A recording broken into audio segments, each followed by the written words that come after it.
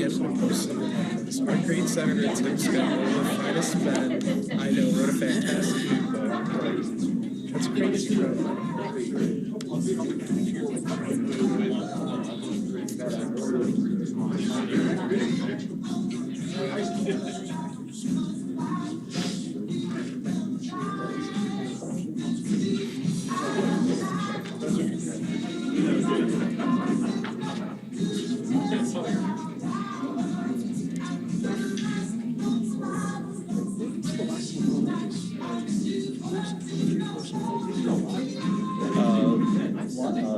Paris.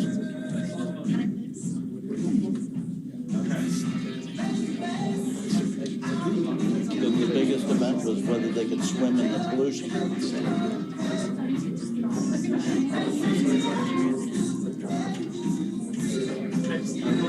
But it was an unusual opening.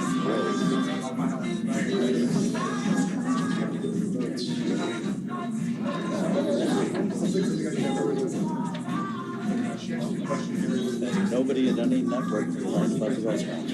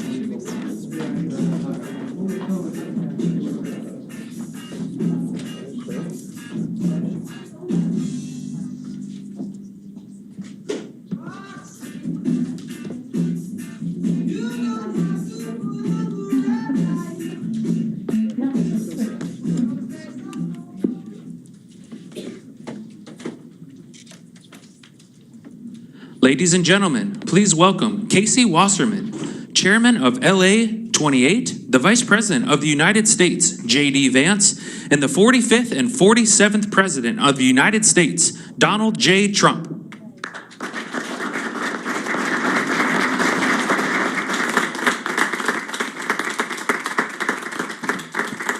Thank you very much, everybody. It's a big day for a lot of reasons, and it's an honor to have you in this very nice venue across the street from the White House. And thank you all for being here as we take a major step to ensure the United States is fully prepared to welcome the world to Los Angeles for the 2028 Summer Olympic Games. Very exciting day of my life when we got nominated and we ultimately got it. And I didn't think I'd be here for the games in this capacity, but it worked out that way. So I'm very happy about that. I had no idea that was going to happen. When we got it, I said, it's too bad I won't be president then, but sort of we took a very circuitous route, didn't we? In my first term, we were instrumental in helping the city of Los Angeles win the bid to bring the Olympic torch back to American soil, and today I will sign an executive order establishing the White House Task Force on the 2028 Summer Olympics, mobilizing the entire federal government to ensure the Games are safe, seamless, and historically successful. It's going to be amazing. I think it's going to be amazing. America is a nation of champions, and in July 2028, we'll show the world what America does best, and that's win. We're winning like we have never won before. You see that all the time. A year ago, we were not a country that was doing well, and now we're the hottest country anywhere in the world. I want to recognize several members of the task force, including our great Vice President, J.D. Vance. J.D., thank you very much. Thank you. Our equally great Attorney General, Pam Bondi. Pam, thank you very much, Pam. Secretary of Homeland Security, Christy Kerr. Christy Kerr. Do you know who Christy Kerr is? She's a friend of my great golfer. Christy, no, she's a better golfer than you. That's the only thing, but you're better at a lot of other things. But I want to thank you for being here, for doing an unbelievable job, really an unbelievable job. FCC Chairman Brendan Carr. Brendan, thank you. Thank you, Brendan. Doing a great job. White House Chief of Staff Susie Wiles, most powerful woman anywhere in the world. She's rated the most powerful woman in the world, and I agree with that. And Deputy Chiefs of Staff Stephen Miller. Stephen, thank you. What happened to Stephen? We never want to miss Stephen. He's an MVP candidate. Dan Scavino, another MVP. James Blair, Taylor Budovich, and Nick Luna. Thank you all. Great group of people. They're going to be very much involved. I also am grateful to be joined by two of Team USA's strongest and fastest competitors, retired gold medalist and gymnast, and member of the LA28 Athletes Council, Nastasia Lukin. Nastasia? How are you, Nastasia? Good. I don't know you, but I've watched you. You're very talented. I would not want to do what you do. This is much easier, believe me. It's incredible what you've done, along with retired gold medal Paralympian swimmer and board member of the U.S. Olympic Committee, Brad Snyder. Brad, thank you very much, Brad. It's a great honor. Thank you. Chairman of the 2028 Olympic Games, Casey Wasserman, a friend of mine for a long time. Casey, thank you very much. Casey, great job. It's going to be amazing. LA's a little bit different place than it was when selected, but we're going to bring it back stronger than ever. I spoke to Casey about that. He said, nope, we're going to make it better than ever. It's going to be something that's going to make it even more important as a Olympic Games. It was an interesting conversation we had as the fires were raging. Is that right? And I appreciated that very much. And CEO Reynold Hoover. Reynold, thank you very much. Thank you very much. Great honor. I also want to welcome the chair of the U.S. Olympic Committee, Gene Sykes. Gene, thank you. Thank you, Gene, very much. And thank him for recently banning men from competing in women's sports. That's a big deal. Thank you very much. It's amazing the way I don't hear any applause for that when everyone feels it. It's a 97, don't worry about it. That's a 97-3. It's not 80-20, it's 97-3. But nobody wants to clap. It's crazy. The United States will not let men steal trophies from women at the 2028 Olympics, so we appreciate the fairness and everything else that you've shown. Also with us today is LA28 board member Reince Priebus, and also Kevin McCarthy. I want to thank Kevin McCarthy and Reince. Thank you, Reince. And thank you, Kevin. And the LA Olympics is shaping up to be a wonderful moment for America. It's going to be incredible. It's so exciting. And with today's action, I'm directing the Department of State, the Department of Justice, the Department of Homeland Security, the FBI, the Secret Service, the Department of Transportation, and many other departments and agencies to use every tool at their disposal to ensure a fantastic, safe, and beautiful event. In 2028, the Olympics is bringing back our national pastime, baseball. Wow, that's great. With teams playing under the lights at the legendary Dodger Stadium, and it is legendary. It's beautiful, one of the most beautiful. Squash players will go head-to-head inside the world-famous Universal Studios. Triathletes will sprint beneath the sun shining down on Venice Beach. This will be one of the great venues. I mean, when you think of it, right? It's going to be so incredible. Soccer teams will face off at the legendary Rose Bowl. Sailors will race through the waters near the port of Los Angeles, and the opening ceremony will take place at the beautiful Memorial Coliseum, just like the Olympics of 1932 and 1984. That was something.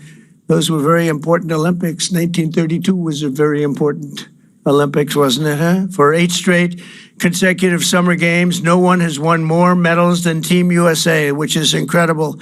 We want to keep it that way. Over the years, Team USA has won triple the number of Summer Olympic gold medals as the next closest country, and I'm confident that that's going to continue in 2028. That's an amazing achievement, by the way.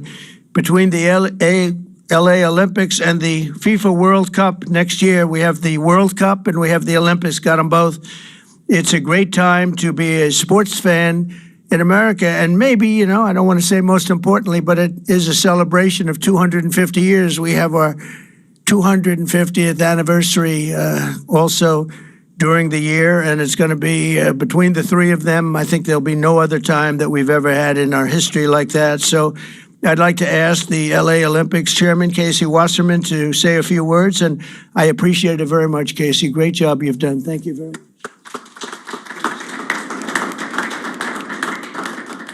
Thank you, Mr. President. Your support and the entire administration's support through this whole process has been truly extraordinary.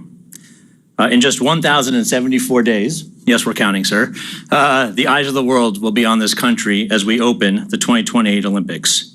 And it feels just like yesterday, and you were just president-elect in December of 2016, that you leaned into this process back then. And you've been supportive and helpful every step of the way, and we wouldn't be here without you, so we greatly appreciate all your support. Thank you very much. Our games plan is near final. We've announced a competition schedule. Some of the greatest brands in America have stepped up to support these Olympic Games as commercial partners. And now with the creation of this task force, we've unlocked the opportunity to level up our planning and deliver the largest and, yes, greatest games for our nation ever. We expect more than 150 heads of state will come to the Games. We'll host approximately 11,000 Olympic and 4,500 Paralympic athletes. They'll participate in 800 competitions at 49 competition venues. This will be the equivalent of producing 7 Super Bowls a day, sir, for 30 days. Yeah. But we are now focused more than ever on delivery, and we can't do this alone.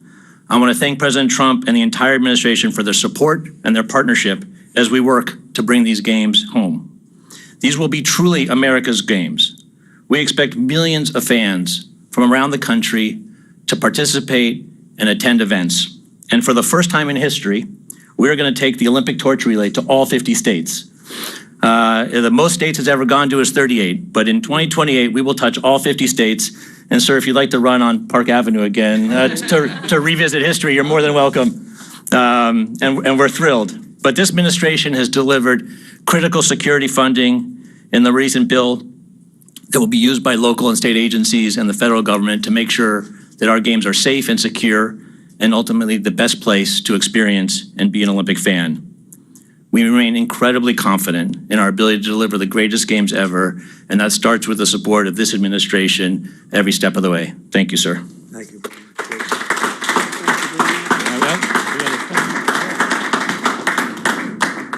So we don't have trophies in the Olympic movement, but as you know, 1984 hosted the Olympics in Los Angeles, right? And someone we admire, President Reagan, both of us, presided over those, and you will preside over our games. So we have for you a full set of the 84 original medals.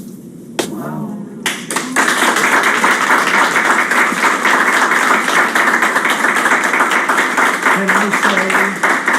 Can I say that I won them athletically? Yes, sir. That would be a great honor. Yes. That's beautiful. Thank you very much. Thank you very much. Thank you. Thank you very much. Appreciate it. You will say Yep. that?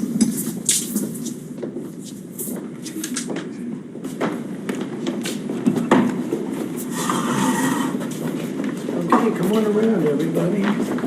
This is a big one here.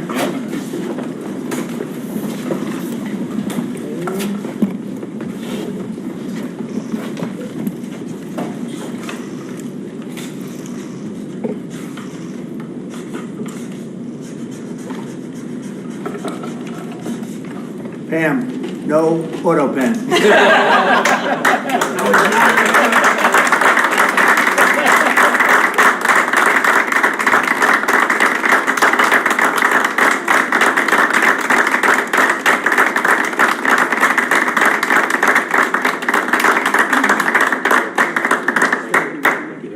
Fantastic.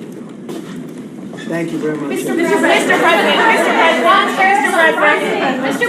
President, Mr. President, on that women's rights, will the Department of Justice, Mr. President, will the Department of Justice press charges against any men that are posing as women? Excuse me. No, he called on me, but thank you. Go ahead, please. Thank you, Mr. President. Do you still plan to follow through on your threat to impose 100% tariffs on all countries that purchase Russian energy, including China? Well, I never said a percentage, but we'll be doing quite a bit of that. We'll see what happens over the next fairly short period of time. But we'll see what happens. Yep. You know, they have a meeting tomorrow. We have a meeting with Russia tomorrow. We're going to see what happens. We'll make that determination at that time. Yeah, please go ahead. Thank you, Mr. President. Thank you, calling on me. Thank you, Mr. President. On Ukraine, President Zelensky just signed a law allowing for citizens age 60 and above to serve in the military. We've seen dozens of videos of young men being hauled into vans and dragged to the front lines against their will. And we've even seen videos of a young man with Down syndrome serving on the front line. You, when you campaigned, you said you wanted to see the people stop dying. A lot of people admired that statement. Now the people dying are elderly, mentally handicapped, and conscripts. So even if a ceasefire doesn't work out, why should Americans continue to fund a foreign military that's scraping the bottom of the barrel of its population like this? Well, you have to understand, very importantly, this is Biden's war. This is not my war. I'm here to get us out of it. It's a mess, and I'm here to get us out. I haven't heard that when you say about 60-year-old men and, et cetera. But this is Biden's war, and we're working very hard to get us out. I stopped 5 wars in the last 5 months, actually, and I'd like this to be the 6th, frankly, and that doesn't even include Iran with, obliterating their nuclear haul, because they would have had nuclear weapons within 2 months. But stopped a lot of wars. You just take a look at the ones just over the last 2 or 3 months. It's been amazing. This is the one I'm trying to stop. This is the one we're working hardest on. The other ones I stopped within a matter of days, almost every one of them, including India and Pakistan, and I could go over the whole list, but you know the list as well as I do. But this is the one we'd like to see. I haven't not heard that, but this is Biden's war, and it's a war that he got us into, or indirectly got us into. It should have never happened. It would have never happened had I been president. Yeah, next to you. Thank you, Mr. President. Would you support Israel reoccupying all of Gaza, as has been suggested by some Israeli officials? Well, I don't know what the suggestion is. I know that we are there now trying to get people fed. As you know, $60 million was given by the United States fairly recently to supply food, and a lot of food, frankly, for the people of Gaza that are obviously not doing too well with the food. And I know Israel's going to help us with that in terms of distribution and also money.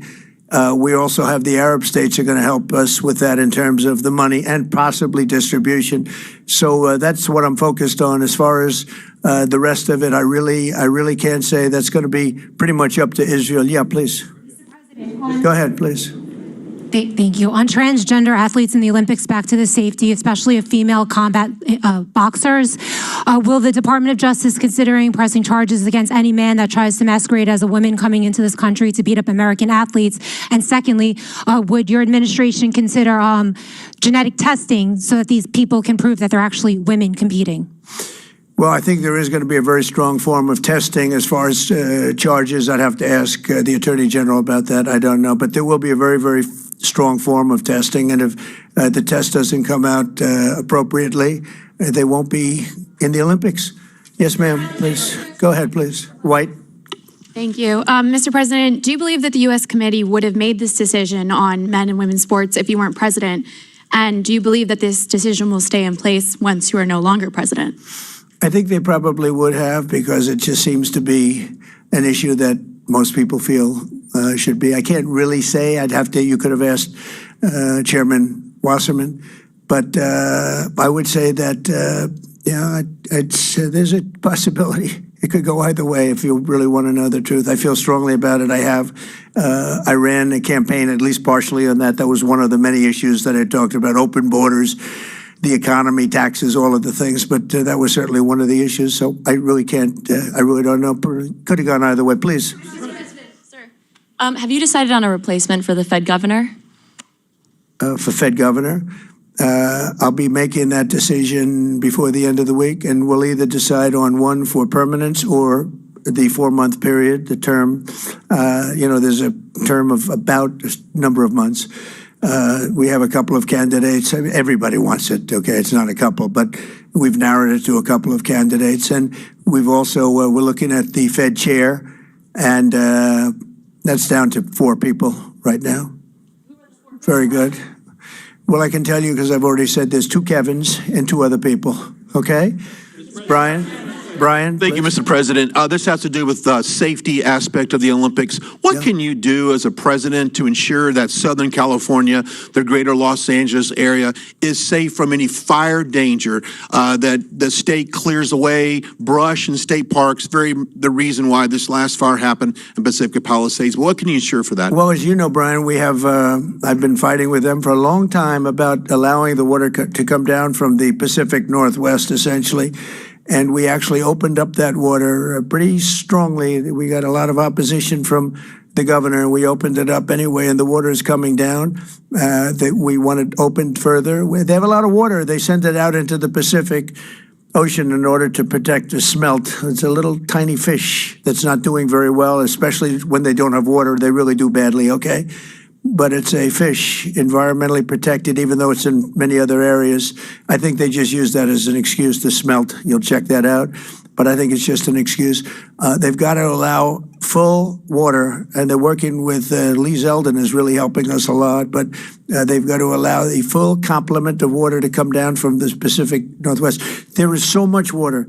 If Gavin Newsom let the water come down, see the way I pronounced his name properly for a change, if this guy allowed the water to come down from the Pacific Northwest, they have so much water they don't know what to do with it.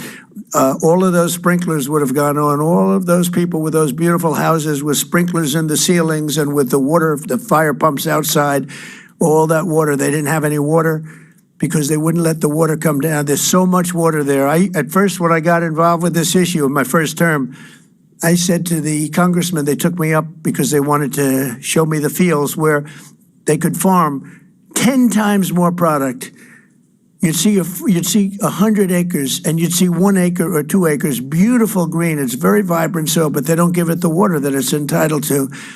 And I said, oh, they have a drought? I said, no, they told me we don't have a drought. They don't, the Democrats don't allow the water to come down into the farms and into anywhere. By the time it gets down even into certain parts of California, it's fed out stupidly into the Pacific Ocean. If that water were allowed, so we broke into it and we allowed it to come down, and it come down at a higher level, and we want that, and we're demanding that of the governor. The other thing is, we'll do anything necessary to keep the Olympics safe, including using our National Guard or military. Okay? No, I will use the National Guard or military. This is going to be so safe, and if we have to, because obviously you have a mayor that is not very competent. She can't get the permits for the people. You know, the people are still waiting for their permits. Lee Zeldin got them the federal permit, which is 10 times harder to get, and everybody can build on the federal basis, and that's the hard one. But the mayor, Bass, she refuses to or cannot get them permits. They're waiting. And I was there right after the fires, and I saw all these beautiful people standing by their homes, ready to get in and get to work. And they're waiting for their permits, and they're still waiting for their state permits and city permits. It's a disgrace. It's a disgrace. Redress, yes, ma'am. Thank you, Mr. President. Thank you. India says that the U.S. imports Russian uranium, chemicals, fertilizers, while criticizing their energy imports. Your response to that, sir? I don't know anything about it. I'd have to check, but we'll get back to you on that. Yeah, please. Mr. President. Yeah, go ahead. Have you seen the Hamas released video of Israeli hostage Avitar David starving and being forced to dig his own grave in a Hamas tunnel? I have, yeah. I have. I think it's horrible. I think it's horrible. And I hope a lot of people do get to see it, as bad as it is, because I think it's a horrible thing. Yeah, behind you, please. Mr. President, yes. Can you speak to just how, this drop-off in foreign-born workers is going to benefit Americans, and will it force American companies to pay fairer wages to American workers? Well, we want to take care of our American workers, and first and foremost, and that's what we're doing. We also want to help our farmers, because our farmers are producing like never before. We have to help them. And we're working out some very complicated strategies and language, but the main thing that I think I was elected to do is to get the illegals out of our country, who are especially in particular criminals. 11,888 murderers were allowed into our country with Biden's open border policy, with our border czar, who never spoke to the Border Patrol, never went to the border one time. That's Kamala. And think of it. We have murderers. We have people coming in from all countries all over the world, from prisons in the Congo and Africa, from prisons all over South America, all over rough parts of Europe, all over Asia. They're pouring into our country. Not anymore. So we just announced we had our third consecutive month where we were rated 0 people. And these are, frankly, very liberal people that make up these charts. So I don't know what's wrong with them. They seem to not be doing their job for the Democrats. But I'm honored by the fact that they say it. We're very tough on the border. And people can come into our country, but they have to come in legally. So I think that we've done an amazing job, actually. But we have to get the criminals out of our country, murderers, drug dealers, gang members. They emptied prisons into our country. It's one of the reasons, I think, even beyond the economy, it's one of the reasons I got elected. It's really maybe the number one. I was between the economy and that. But, as I said before, our nation is doing really well, but we have to get these really bad people. They should have never been allowed in our country. Open border policy is for fools. We're the only country in the world with an open borders policy, but we don't have that anymore. We had 0 now for 3 months in a row. Peter? Thank you very much, President Trump. Nice to see you got off the roof all right. Yeah. You said this morning that you probably won't be running for a third term. This weekend, Secretary of State Rubio said that he thought J.D. Vance would be a great nominee. You could clear the entire Republican field right now. Do you agree that the heir apparent to MAGA is J.D. Vance? Well, I think most likely, in all fairness, he's the vice president. I think Marco is also somebody that maybe would get together with J.D. in some form. I also think we have incredible people, some of the people on the stage right here.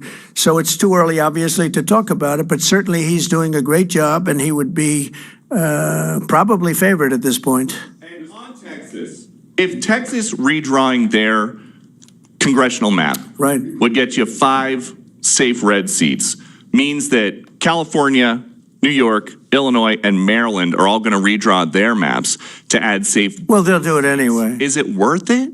Yeah, they'll do it anyway. Why? If we stop over there, they would have done it anyway.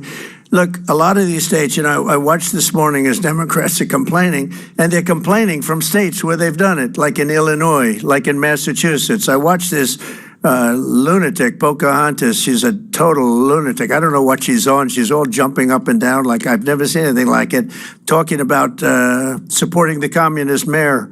And he's not a socialist. He's a communist, okay? This is not a socialist, man. This is a communist. If you look at any of his policies and go back 6 months, you don't have to go back further than that.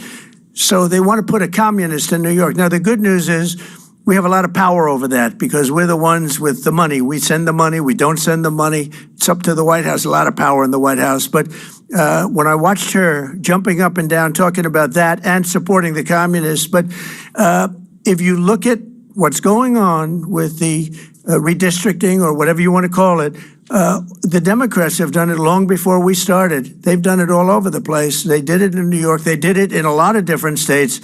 But in Massachusetts, so somebody used this as an example today. I was interviewed this morning, and they said, you know, it's pretty unfair. Trump got 40%. I'm not proud of that, but I think I probably got more, but that's okay. I got 40% in Massachusetts, and yet they have 100% of the vote in terms of Congress. So there's no Republican, there's no anything. So we should have 40%. You know why? They redistricted. And they've done it all over the place. And they've done it in California, by the way. Before this, they've done it in California. So we'll see what happens. We have a wonderful governor in Texas. He feels strongly about it. It's going to be up to him. I think there's tremendous support for it.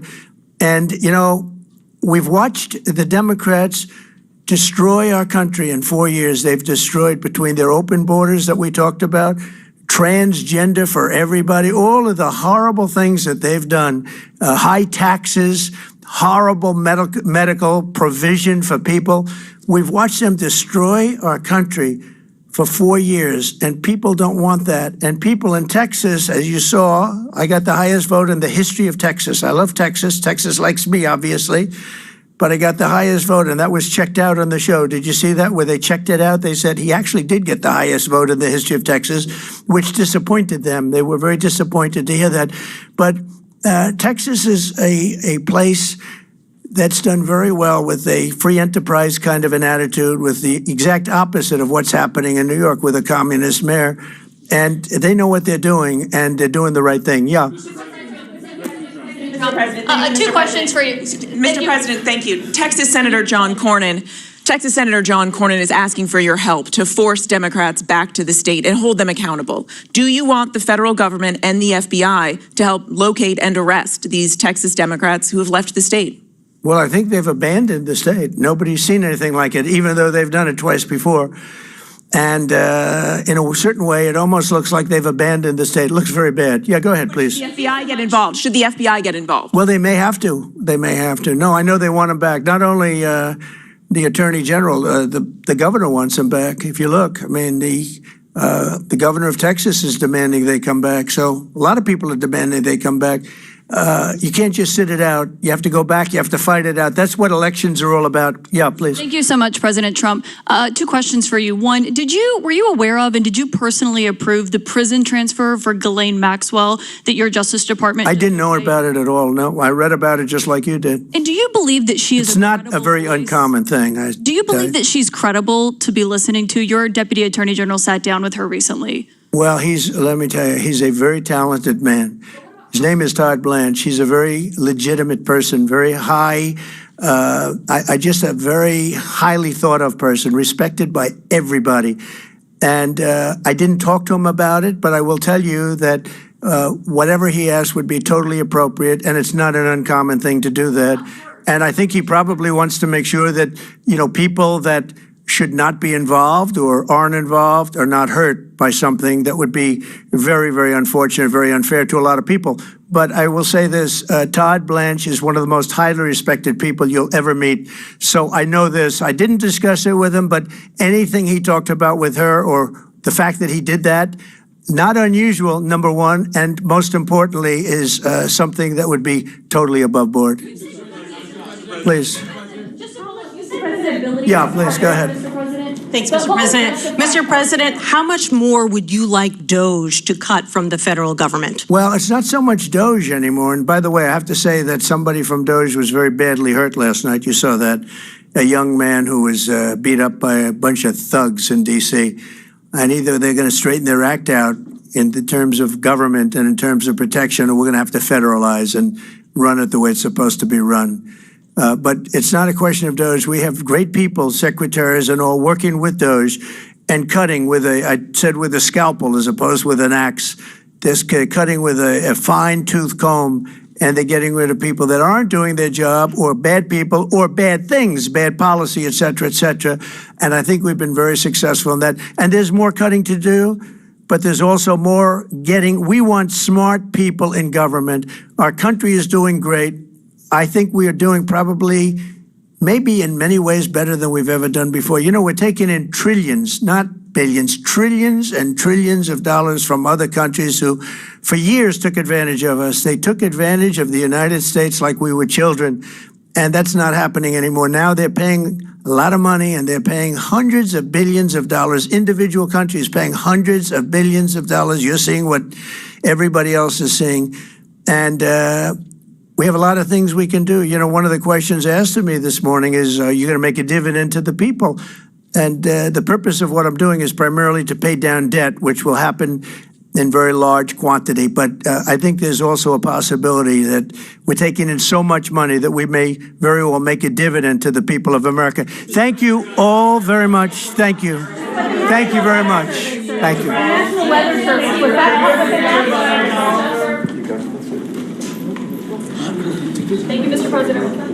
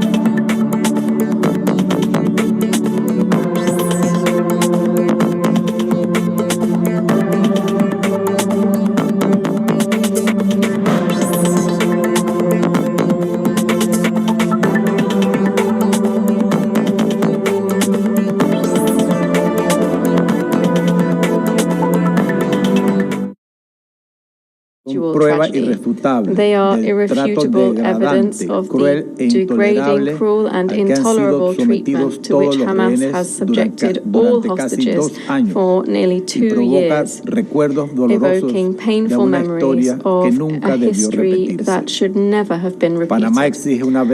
Panama once again demands the immediate, dignified and unconditional release of should never